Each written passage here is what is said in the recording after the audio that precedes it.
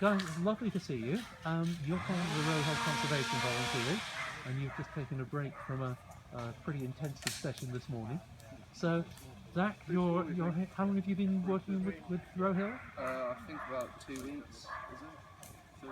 It's our third session. Yeah, third session. And the sessions are every 2 weeks or so, so a month and a half or something like that. So what brought you down in the first place? I came down to volunteer for my Duke of Edinburgh. All right. For my bronze. And because we live quite close, I thought, me and my dad thought if we came down it would be also a good chance to bond together and do something together that will also help me out with my Duke of Edinburgh. Great. So how is the Duke of Edinburgh going? Yeah, it's going really well, and I'm enjoying it. So really great. It's going well. Good. So, Ollie, how are you finding working with Zach?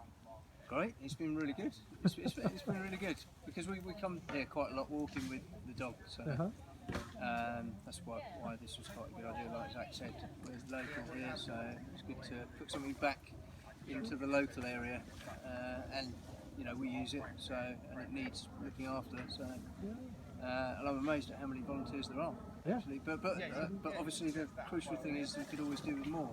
Is that what I should be saying? Absolutely. There's lots more we can do.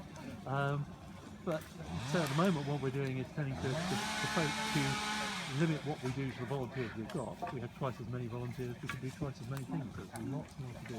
But what's exciting for you, Ollie, about working here? I think I've always come from the countryside, but never understood the countryside. So it's quite nice to actually. Some of the times we've walked past and we've said, why have they cut all that down and put a fence around it? But now I know why. So it's actually quite nice to. It's good to sort of learn, I suppose. It's a learning experience. So what have you learned about coppicing? Well, coppicing, I didn't realise it was to get heat to the ground, and so that different vegetation and plants can thrive. Otherwise it becomes very monotone and just trees covering with no colour. So it gets heat to the ground. Excellent. How about Zach? What, for you, I mean, if you were talking to other youngsters of your age, what would you say was worthwhile doing rather than playing? Is this more important than playing video games, or? No. I think why I enjoy it is because I'm learning why we're doing it, and I'm learning new sort of techniques with the equipment that I haven't used before, and I'm learning off people who have more experience than me. And it's nice to get out of the house as well and do something different. Yeah, I understand that. Even if it's not getting away from your dad at the same time. Yeah. That'd have been better. That's fine. So, do you have a sort of message for any other young people who'd be thinking about volunteering here? I think it's a good opportunity to, like you said, get out of the house and learn something new.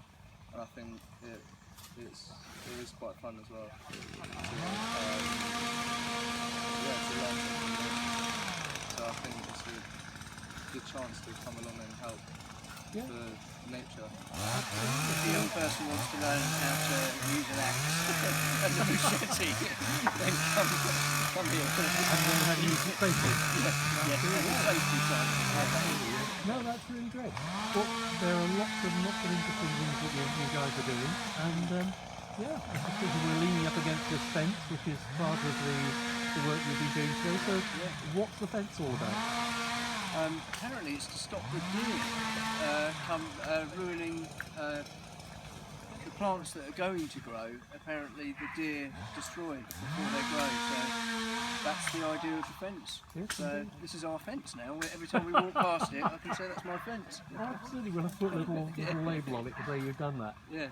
Okay, guys. Well, thank you very much indeed. I don't want to keep you from the rest of the coppicing today. So thanks, guys, both very much indeed. Thank you.